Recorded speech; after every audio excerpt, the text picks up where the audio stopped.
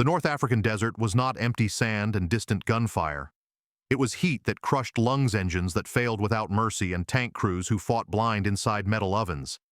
These films finally strip away romantic myth and show armored warfare as it truly was, brutal, mechanical, and human.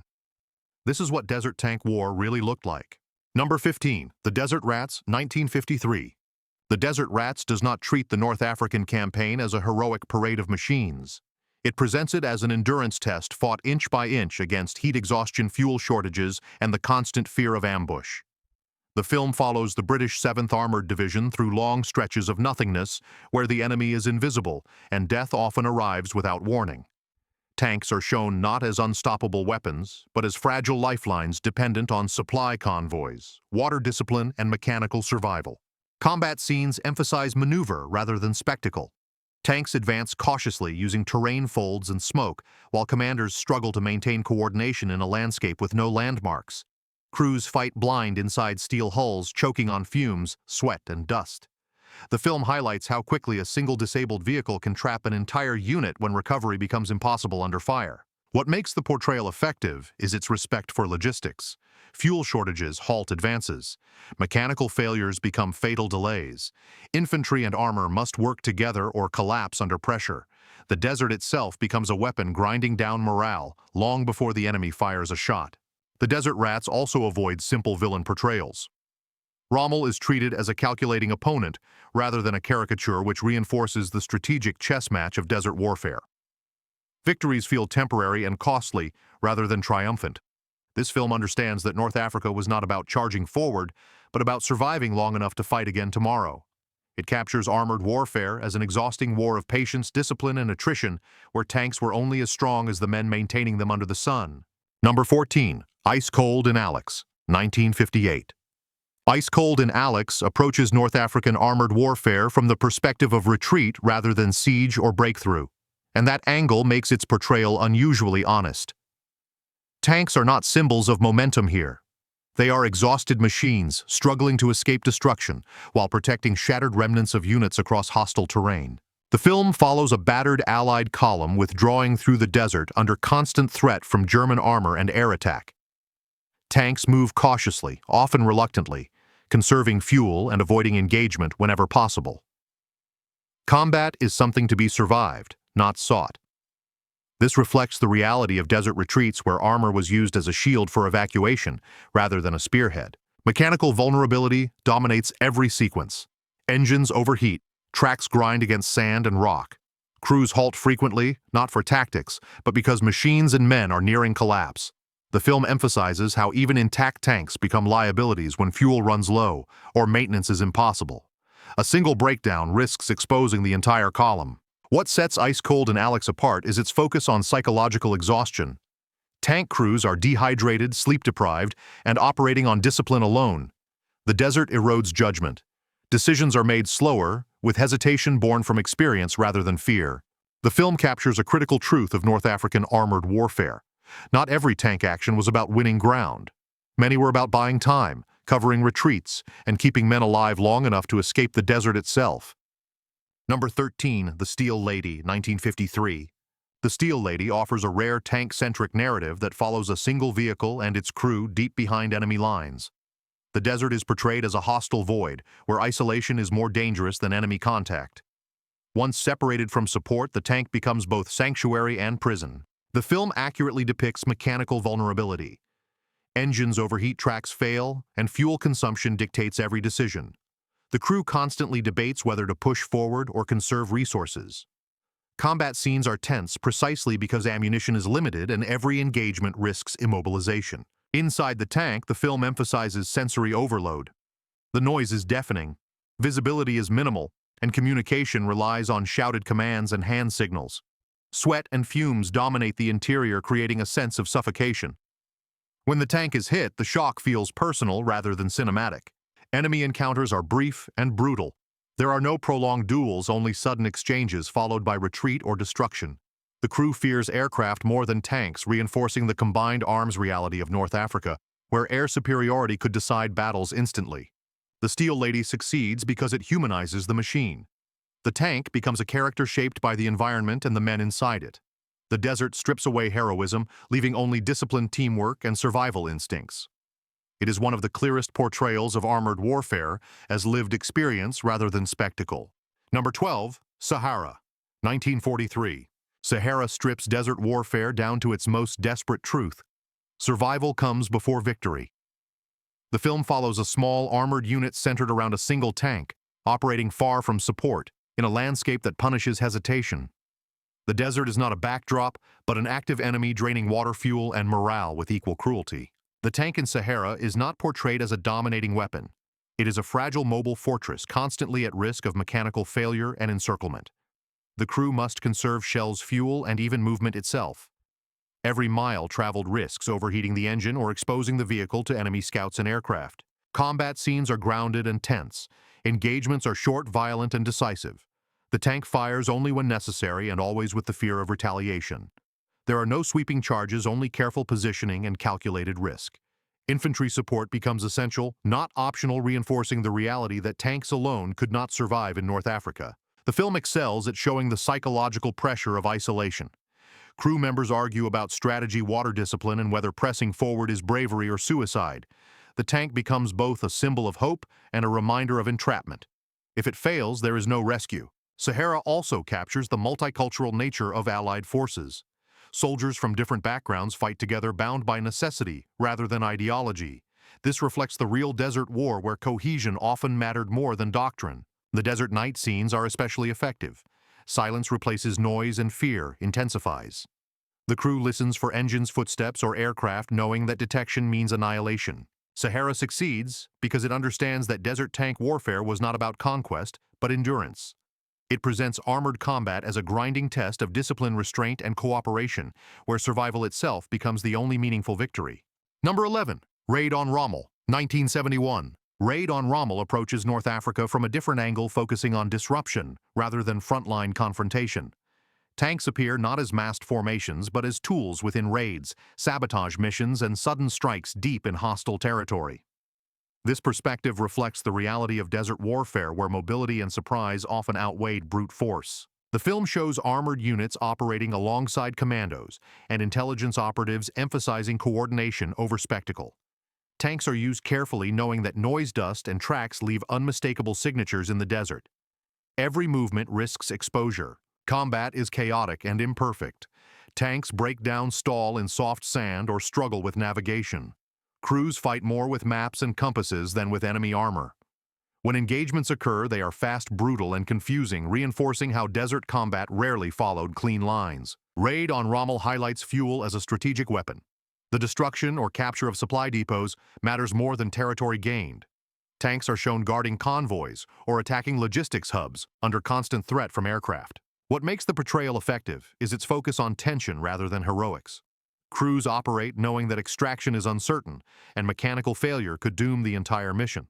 Tanks feel heavy and vulnerable rather than powerful. The desert environment dominates the narrative. Heat haze distorts vision, wind erases tracks, and silence becomes deceptive. Enemy presence is suggested more than shown, creating a sense of omnipresent danger. Raid on Rommel captures a lesser-known truth of North African armored warfare, that many tank actions were part of larger intelligence-driven operations. It presents tanks as precision instruments in a war defined by movement deception and attrition rather than frontal assault. Number 10. Five Graves to Cairo, 1943. Five Graves to Cairo blends suspense with a surprisingly grounded depiction of desert armored warfare. The film emphasizes intelligence, deception, and survival in an environment where tanks represent authority, power, and imminent death. Armor is not constantly on screen, but its presence shapes every decision. When tanks appear, they are treated with respect and fear.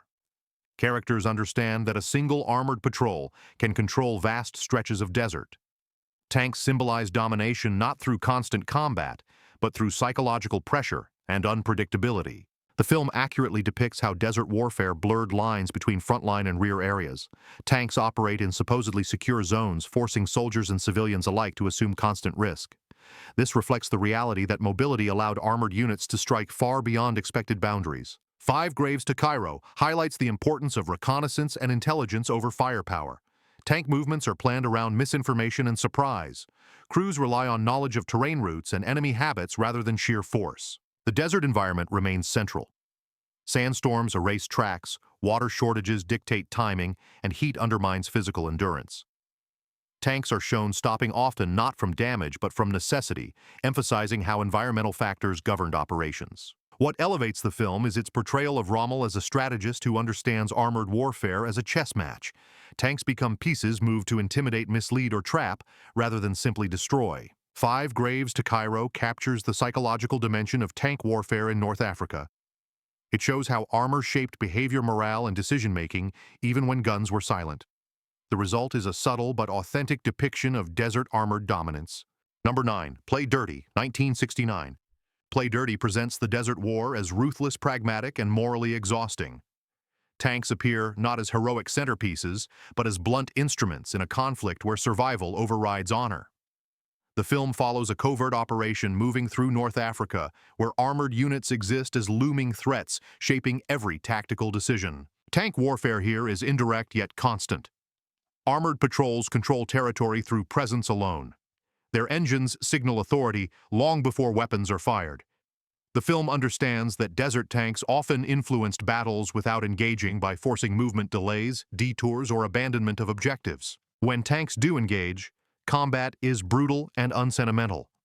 There is no choreography, only sudden violence and confusion. Dust obscures vision, and gunfire is deafening. Crews fire quickly and withdraw. Knowing prolonged exposure invites destruction from aircraft or artillery. The desert environment dominates every scene. Heat slows movement, sand damages engines, and water scarcity dictates pace. Tanks must halt frequently, not from damage, but from survival needs. This reinforces how armored warfare was chained to logistics rather than ambition. Play Dirty also exposes the expendability of crews.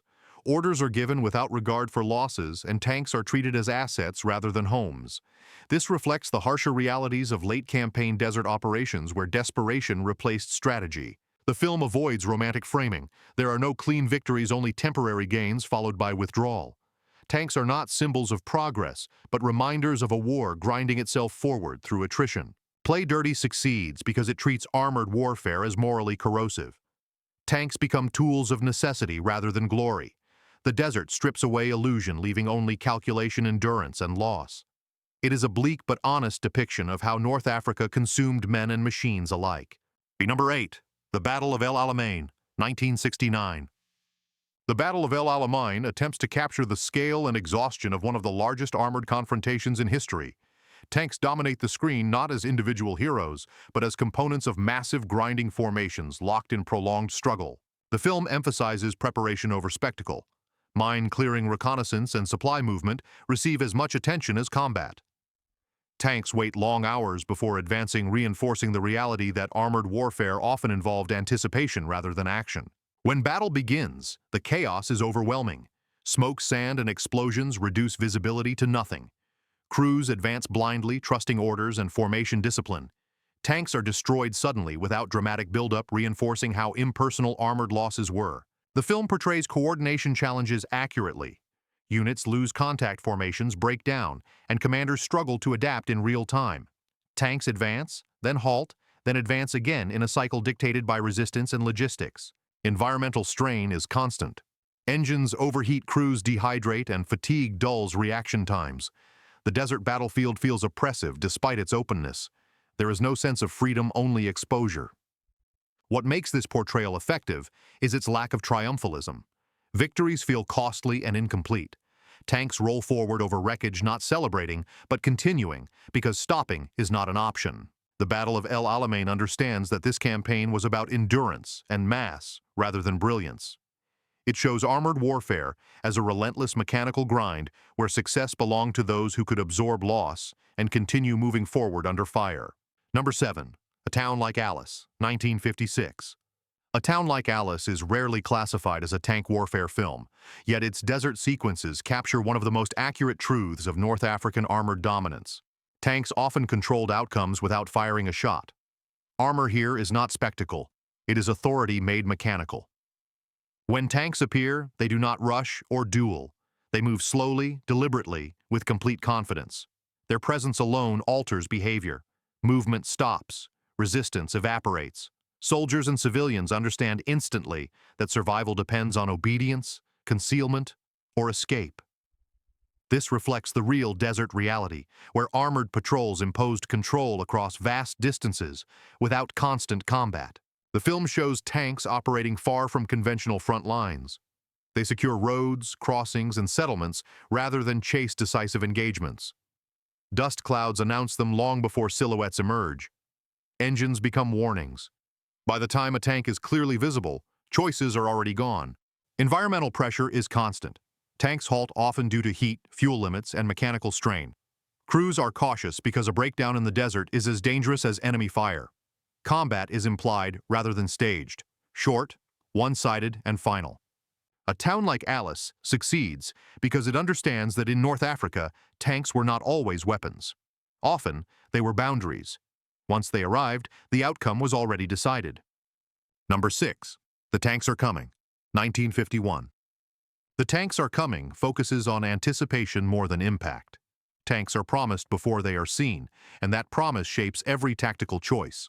Infantry wait plan and survive under pressure knowing that armor support may arrive too late. This reflects a central truth of North African warfare: timing mattered as much as strength. When tanks finally appear, they are treated as fragile saviors rather than unstoppable weapons. Crews advance carefully, scanning the horizon and conserving fuel. The film emphasizes how armored units rarely arrived fresh. They reached the battlefield already worn by distance, heat, and mechanical strain. Combat is depicted as abrupt and costly. Tanks fire, then reposition immediately. Crews fear immobilization more than enemy guns. A disabled tank becomes a death sentence not only for its crew, but for nearby units relying on its protection. The desert environment dominates every movement. Sand slows tracks, heat drains engines, and dust clouds announce positions long before contact. Tanks halt frequently to cool down, reinforcing the reality that desert warfare was paced by machines, not ambition. The film excels in showing coordination failures. Miscommunication delays support and costs lives. Tanks and infantry struggle to synchronize under fire, illustrating how combined arms warfare was difficult to execute in such hostile terrain. Inside the tank, conditions are punishing. Sweat noise and exhaustion blur judgment. Orders must be shouted and mistakes compound quickly. There is no room for heroics, only discipline. The Tanks Are Coming portrays armored warfare as a race against time and deterioration. Tanks are not symbols of dominance, but temporary relief in a war defined by delay, uncertainty, and attrition. It captures the fragile hope armor brought to desert battlefields and how easily that hope could collapse. Number 5. Rommel Calls Cairo, 1959. Rommel Calls Cairo presents armored warfare as an extension of intelligence and deception. Tanks are shown as strategic tools whose movement alone can alter outcomes. The film treats armored units as instruments of intimidation and control, rather than constant combatants. Tank appearances are deliberate and rare. Their arrival signals authority and danger. Characters react immediately, knowing that escape or concealment is the only defense. This reflects how armored patrols dominated desert territory simply through presence. The film accurately portrays how desert operations blurred front lines. Tanks operate deep behind perceived boundaries, enforcing control over supply routes and settlements. The desert offers no refuge once armor arrives. Rommel is depicted as a commander who understands tanks as psychological weapons. Maneuver and timing matter more than direct engagement. Tanks reposition frequently to confuse and overwhelm opponents without firing a shot. Environmental challenges remain constant. Sandstorms erase tracks, forcing tanks to rely on navigation skill rather than visual cues. Heat forces pauses that shape operational tempo. Crews must balance urgency with mechanical survival. Combat scenes are brief and efficient. Tanks strike then withdraw, avoiding prolonged exposure. Air threat looms, constantly reminding crews that stationary armor invites destruction. Rommel Calls Cairo succeeds because it frames armored warfare as calculated pressure. Tanks shape decisions, outcomes, and morale even when silent. The film reflects the reality that North African armor often won battles through movement deception and intimidation rather than sheer firepower. Number 4. The Desert Fox, The Story of Rommel, 1951. The Desert Fox replaces spectacle with systems. Rather than following tank crews exclusively, the film examines armored warfare from the command level, where decisions about fuel, movement, and timing determine whether tanks fight at all. This perspective exposes a crucial truth of North Africa. Many tank battles were decided before engines ever turned over. Tanks are shown as resources under constant constraint. Rommel's movements revolve around fuel shortages, overstretched supply lines, and the brutal arithmetic of distance. Armor advances only when logistics allow it. When supply collapses, tanks stop, not because of enemy fire, but because the desert denies motion. Combat scenes are restrained and purposeful.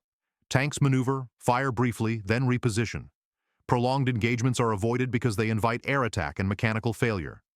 The film accurately reflects how desert armor relied on speed, deception, and timing, rather than brute force. Environmental pressure is constant. Heat limits operational windows. Sand disrupts navigation. Commanders treat tanks as assets to be preserved, not expended recklessly. Losses are felt strategically rather than emotionally, reinforcing how armored warfare functioned as controlled risk. What makes the Desert Fox valuable is its clarity. It shows that North African tank warfare was not about heroics inside steel hulls alone. It was about judgment under constraint, where one poor decision could strand entire armored formations in the desert with no way home. Number 3. The Inglorious Bastards, 1978. The Inglorious Bastards is often remembered for its violence, but beneath the exploitation surface lies a surprisingly grounded portrayal of late-campaign armored movement in North Africa. Tanks here are not heroic centerpieces, but looming threats shaping escape routes, timing, and survival. Armor represents inevitability, rather than confrontation. The film shows how tanks dominated open terrain, even when not actively firing. Their patrol patterns cut off movement, forcing infantry and fugitives into narrow corridors of survival. This reflects the real desert reality, where armored presence controlled space without constant engagement. When tanks appear, they do so suddenly. Dust clouds announce them before silhouettes emerge. Panic spreads not because of gunfire, but because evasion becomes nearly impossible. The film understands that desert tanks exerted power through mobility and reach. Combat scenes are chaotic and unsentimental. There are no duels, only sudden destruction. Tanks fire once, then reposition, emphasizing the doctrine of shoot and move. Prolonged engagement is avoided due to air threat and mechanical strain. Environmental pressure is constant. Vehicles struggle in sand and heat limits pursuit. Tanks must balance aggression with survival.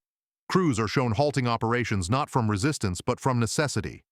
The film also highlights how tanks became tools of control during retreats and collapses. Rather than spearheading attacks, armor blocks roads, secures choke points, and crushes resistance quickly. Despite its genre excess, The Inglorious Bastards captures the fear tanks inspired in desert warfare. They were not just weapons, but moving boundaries that reshaped human behavior. The film portrays armored power as oppressive, efficient, and unavoidable, reflecting the psychological dominance of tanks in North Africa. Number 2. Churchill's Leopards, 1970. Churchill's Leopards focuses on British armored doctrine and its brutal learning curve in the desert. Tanks are shown adapting through failure as crews confront mechanical limitations, tactical mistakes, and environmental hostility. The film treats armored warfare as a process of painful evolution rather than immediate mastery. Early sequences emphasize overconfidence. Tanks advance aggressively only to suffer losses from mines, terrain, and counterfire. These moments reflect real early campaign mistakes where doctrine lagged behind reality. As the film progresses, tactics become more cautious. Crews coordinate better use terrain and respect supply constraints. Tanks halt to regroup, repair, and wait, reinforcing that survival depended on restraint rather than speed. The desert environment remains relentless. Engines fail, tracks jam, and heat overwhelms crews. Maintenance scenes are as important as combat, reinforcing how armored warfare depended on constant repair. Inside the tanks, tension builds. Communication failures lead to confusion and near disaster. Crews learn to trust discipline over instinct. Orders are followed not because they are perfect, but because hesitation kills. Churchill's Leopards also highlights leadership strain. Commanders must decide when to advance and when to stop, knowing either choice can be fatal. Tanks become extensions of command judgment rather than blunt force. The film succeeds by portraying armored warfare as unforgiving and instructional. Each loss carries lessons. Tanks are not symbols of dominance, but tools refined through sacrifice. It captures the reality that North African armor warfare demanded humility, adaptation, and endurance above all else. Number 1. Tobruk, 1967. Tobruk earns its place at number 1 by fully embracing the claustrophobic reality of armored warfare under siege. Tanks are portrayed as defensive anchors rather than offensive weapons.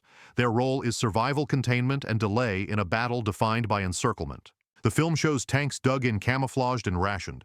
Crews wait under constant threat from artillery, air attack, and infiltration. Movement is limited because exposure invites destruction. This reflects the siege reality of Tobruk, where armor was preserved carefully. When tanks do move, it is calculated and brief. Fire support is precise, not overwhelming. Crews retreat immediately after engagement, emphasizing conservation over conquest. Psychological strain dominates. Crews endure heat fatigue and fear with no relief. Inside tanks, the sense of entrapment mirrors the strategic situation. Escape is impossible, and survival becomes the objective. The film accurately depicts how tanks supported infantry rather than replaced them. Cooperation is essential. When coordination breaks down, consequences are immediate and lethal. Tobruk also shows how desert warfare compresses time. Days blur together under siege pressure. Tanks become lifelines, symbols of resistance rather than attack. What elevates Tobruk is its honesty. It shows armored warfare as defensive, grinding, and exhausting. There are no triumphant breakthroughs, only endurance under fire. The film captures what North Africa was truly like for tank crews, trapped between enemy guns and an unforgiving desert. North Africa tank warfare was never clean or heroic. It was heat exhaustion, fuel anxiety, mechanical failure, and constant fear. These films strip away myth and reveal armored combat as it was endured, not celebrated. This is the Desert War, remembered by those who survived it.